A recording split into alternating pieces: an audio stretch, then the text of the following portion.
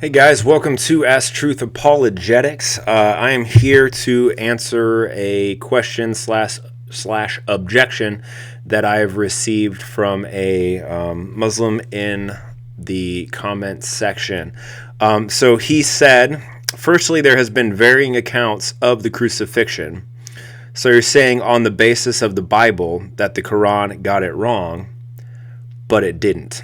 Right. So let's talk about what the Quran says and kind of what he and I were discussing. So we're discussing whether or not Jesus was crucified and killed. Right. So obviously the Christian position is that Christ was crucified and he died. The Muslim account, however, says that he was not crucified, nor was he killed. And their alternative theory is that someone else was made to appear like Jesus, and they were crucified. But what really happened to Jesus was he was, Allah lifted him up to himself, right? So let's try to examine this from like a historical standpoint. I don't really want to get into the theology of it. I've addressed that quite a bit already, and I'm sure I'll continue to address it more in the future. But right now, I want to look at this from a historical standpoint, so that we can challenge the Quran's assertion that Jesus was not crucified. All right, so let's just say that there are varying accounts. Let's say that all four Gospels don't quite agree with one another regarding the details of Jesus' life, his crucifixion, maybe even the words that he said. I want to examine that, and I want us to think about, like, even just from a purely historical standpoint, even if they disagree with each other on the details, does that indicate that the larger picture is not true, as in Jesus was killed? Okay, so I want to make sure that I'm not misrepresenting his opinion. So I want to clarify here that I'm going to be talking about the four Orthodox Gospels. That's Matthew, Mark, Luke, and John, as the Gospels that are perhaps disagreeing with one another. Now, he could be talking about things like the Gnostic Gospels that could be disagreeing with the Orthodox Gospels, and I will address that a little bit here because that's actually where I think the Quran got their information from. So we'll just kind of jump right into it. So let's assume for a minute that we don't believe the four Gospel accounts are inspired by God, right? So let's say the four Gospel accounts are not inspired by God, and then we'll just treat them like any other historical account, okay? So the Gospel accounts are literally the most well-attested and preserved documents from antiquity. There are thousands upon thousands of early manuscripts and fragments and things like that we can draw from, and even letters from early church fathers that quote basically the New Testament in its entirety a couple of times over. So the Gospel accounts are literally the most well-attested and preserved documents from antiquity. So we can be certain that they depict real events in the life of Jesus. Right now, I'm not saying that they necessarily depict that he walked on water, performed miracles, or anything like that. Let's say that there are errors, a couple of errors in it. Let's say that all those miraculous things that they record actually didn't happen. Okay, but actually from the Muslim perspective, they agree with the miracle parts. They just don't agree with the death part, which is the most testable historical fact. So even if we throw out all that information, all the theological information, the miraculous information, all that kind of stuff, what's the main thing that we can take away from reading the Gospels? What's the one thing all four Gospels always agree on? Jesus was killed by crucifixion. Okay, I'm going to paraphrase Bart Ehrman, who is one of the world's leading New Testament scholars. And by the way, he's an atheist, so he really doesn't have a dog in the fight. And in fact, if he did have a dog in the fight, he would probably end up being a Jesus myther. So he's just going based on a purely historical standpoint that one of the most well-attested facts in antiquity is that Jesus Christ of Nazareth was sentenced to death by crucifixion by the Roman precept Pontius Pilate. Right? The most well-attested fact of history is that Jesus Christ was crucified. That's a fact. It's a historical fact. So if Jesus were just some like random guy from the first century, and the strength of attestation regarding his crucifixion was available, do you think a Muslim would think twice about accepting that as factual? Right? It was just some random guy named Tim or something who was crucified and had that much attestation to the fact that some guy named Tim was crucified and killed. Do you think that any Muslim, do you think any sane person would be like, oh, no, well, no, somebody, it wasn't him. It was just somebody else thinks it was him. No, absolutely not. It's just, it's historically implausible that anyone else was in the place of Jesus. So, right, there's more attestation to the existence of Jesus than there is any other historical figure of his day. Think about that for a second, right? So do you guys question whether or not Caesar Augustus existed? Well, there's more information that Jesus existed and was crucified than there is that actually Caesar Augustus was a real-life person. Or Josephus, right? The historian Josephus, who, by the way, records a fact that Jesus was killed. Or even, let's say, John the Baptist, who Muslims hold to be a prophet, and they believe that he was killed, right? Because nobody denies that John the Baptist was killed. Nobody goes, oh, well, somebody else was in his place. No, that doesn't happen. He was killed by beheading, and there's actually less evidence for that fact, and Muslims have no problem accepting the fact that John the Baptist was killed. So, we can move forward, and let's say that we could debate how the Gospels don't actually disagree with one another, because I personally think that they do agree with one another, and there's a lot of different theories about how they do and how they synchronize with one another and stuff like that. But for the sake of argument, I'm going to grant that they don't agree with each other in all aspects. I'm going to grant that there are some contradictions that they have with one another.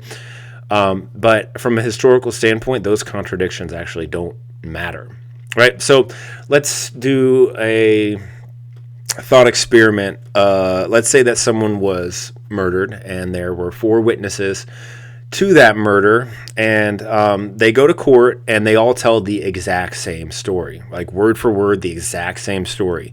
Blah, blah, blah, this happened, that happened, the other happened, and he died. What do you think the judge is going to do when he hears the exact same account from 4 different people? Well, he's going to do what any sane person would do, and he's going to say, you know what, you guys have all worked together. There's a conspiracy. You guys have coerced this exact same story, so I'm not going to take your eyewitness testimonies seriously, and they're going to be thrown out of court, probably held in contempt. So what judges expect, what lawyers expect, is they expect there to be some degree of variation regarding the details of particular events. And the more eyewitnesses, the better, because that way they can get some kind of a triangulate what actually happened. But if they all tell the same story, nobody believes that story. It has to be a slightly varying account with the details, right? So if they say, yes, this person killed him with a gun, and he shot him twice, and person 2 says, yes, that exact same person killed him with a gun but shot him once, and person 3 says, yes, that exact same person killed him with a gun, shot him once and missed him once, and then the 4th person says, yes, that person was there and he shot him with a gun 3 times. We might not be able to say exactly how many times the person was shot, but we can say who shot them and how many, and that the person was killed as a result of their shooting. Just because their accounts disagree in the minor details of how many shots were fired or how many shots hit doesn't mean that the person isn't dead, and it doesn't mean that the person who killed them didn't kill them. All right, so from a historical standpoint, Jesus was killed, Pontius Pilate was the one who condemned him to death. Okay, we can say that with virtually 100% certainty. Now, I know everything in history is somewhat subject to doubt, but with almost 100% certainty, we can say all those things, right? So from a bare bones perspective, we can gather from the varying gospel accounts that Jesus was betrayed, condemned to death by crucifixion as a result of the ruling of Pontius Pilate, right? All accounts attest to that as a fact. All accounts attest that Jesus was placed in a tomb. All accounts say that the tomb was empty after the Sabbath day, and all accounts attest that there were witnesses that believed that they had an experience of the risen Christ. Now, I'm not going to talk about any of those other things like empty tomb or anything like that. We're only going to focus on his death, okay? And we're going to focus on that from how the Muslim perspective and the Quran just got it wrong. So the Muslim perspective that Allah took Jesus' face and placed it onto another, thereby tricking everyone into thinking that he was crucified, and when in reality Allah actually raised him up to himself. That idea is preposterous. That's a completely ridiculous idea. You would like, Muslims, listen. I know this is tough to hear sometimes, but like, if someone made that claim to you, oh yeah, like Caesar was stabbed by Brutus and killed at the courts in Rome, and then someone else comes along 600 years later and says, no, he wasn't killed. He knew that the people were going to betray him, the court or the Senate was going to betray him, so he made someone look like himself and they stabbed him, and then he just wandered off to some faraway land. Like, you wouldn't believe that for a second. That's completely ridiculous. Okay, so you're believing that Jesus was not crucified, in my opinion, and historically speaking, is also completely preposterous and ridiculous. And the reason why is because there's no evidence whatsoever until the 2nd and 3rd centuries, right? The second half of the 2nd century, that idea that the Quran says someone else was made to look like him in his place, that's not the earliest attestation, right? So from a purely historical perspective, the earlier an account is of an event, the more reliable it is. Why is that, right? Can people lie? Yes, but the reason why we don't think that those accounts are lies is because there are people around of that day who know better, right? They don't assume better, they know better. And so let's say that there's a news report that goes out and says, this happened when really it didn't happen. And the account says it happened in this location with these people, blah, blah. Well, there are people who were at that location at that time, at that date, who know those particular people that can say, that didn't happen, I was there, and that is completely a false narrative. So it's really, really difficult to create legendary accounts early on. Okay, so people of the 2nd and 3rd centuries, no one was around from the 1st century.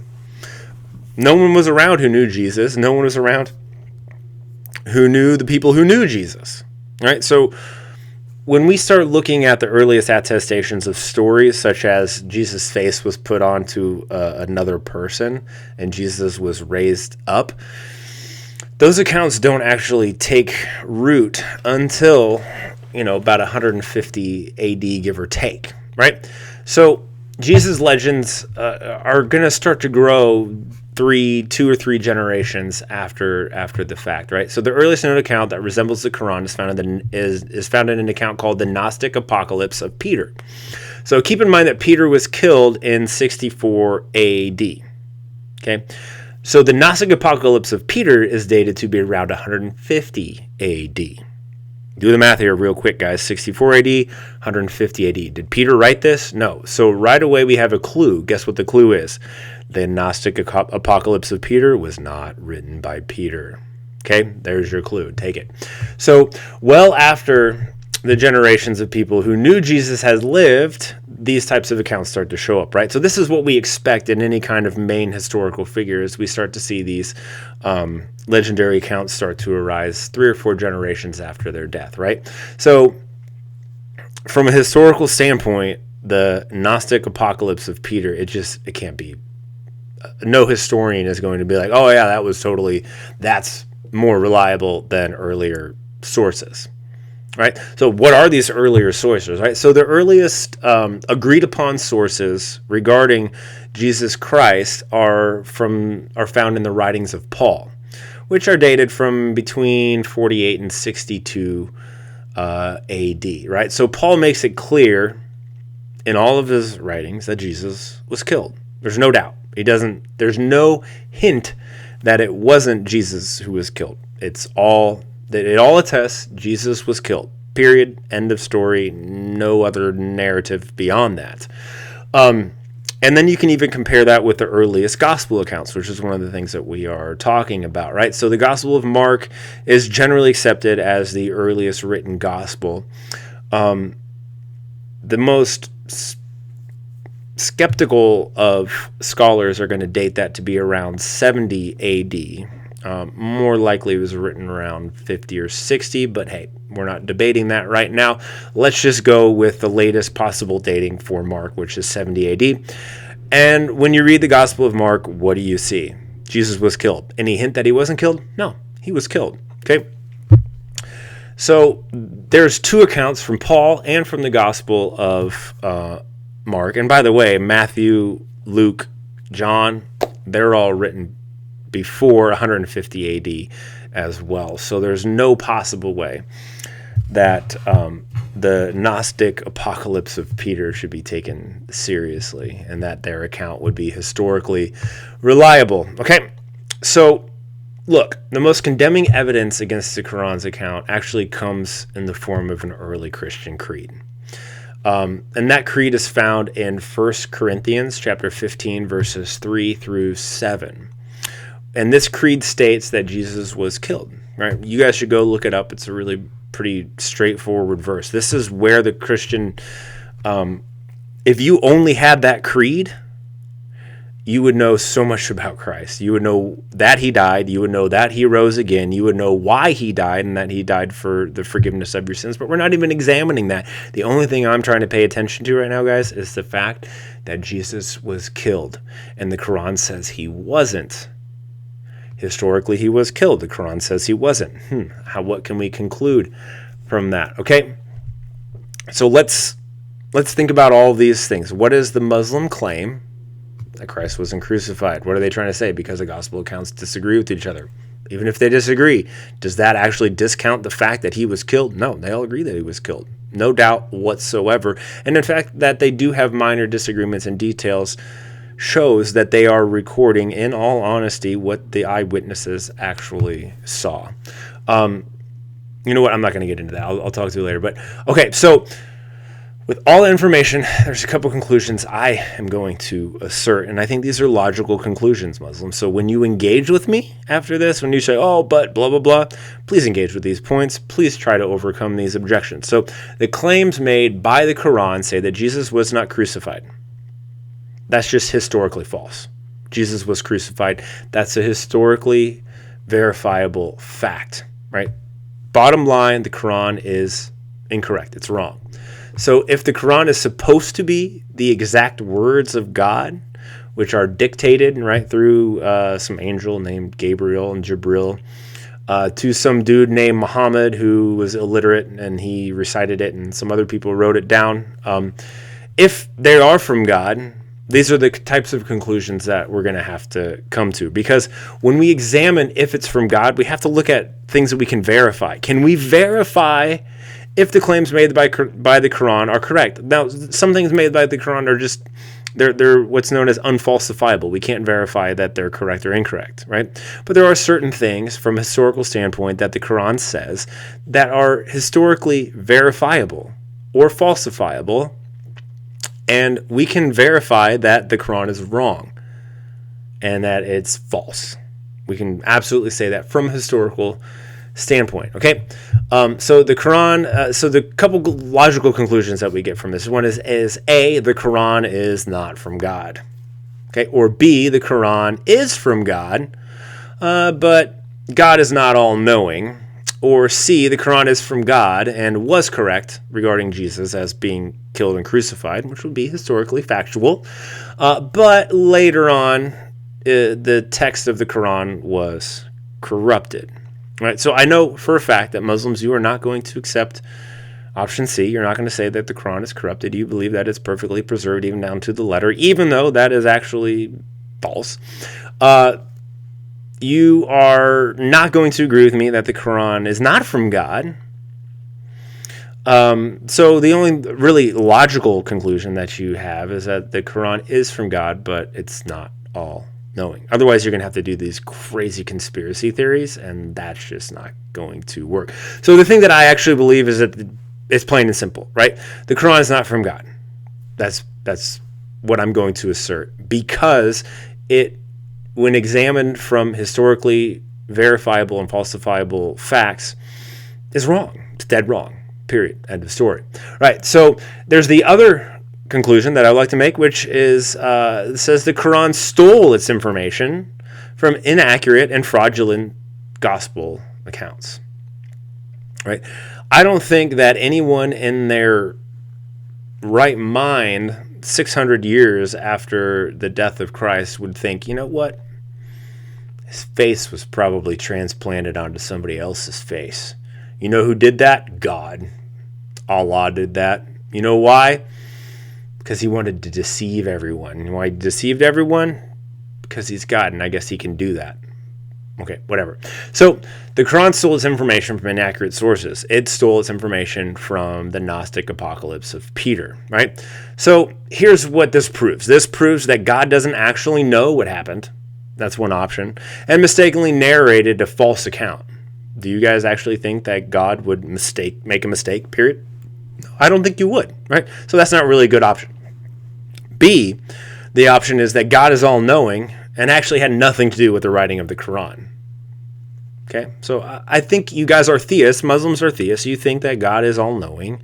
So if he gets a verifiable fact incorrect about the death of Jesus, then does that actually mean that the Quran is from God? Right? So if it's not from God, which pretty clearly it's not from God, this leads to another conclusion, okay, which is the Quran is most likely written by an ignorant person or people. I don't know who wrote the Quran. Muhammad perhaps wrote the Quran. Maybe it was Muhammad plus a couple other people. Maybe Muhammad never existed. I don't know. But my point of all of this is to say is this basically falsifies the God of the Quran. The God of the Quran is either not all-powerful, all-knowing, and made a mistake with factually, historically verifiable information, or the all-knowing, all-powerful God had nothing to do with the writing of the Quran, and the writer of the Quran was inspired by or wrote themselves, something that they had heard in ignorance relative to the historical facts. All right, guys, thank you. Thank you so much for watching this. I hope that you guys have a wonderful and blessed day, and I want you to know something important. Jesus loves you. Have a good one.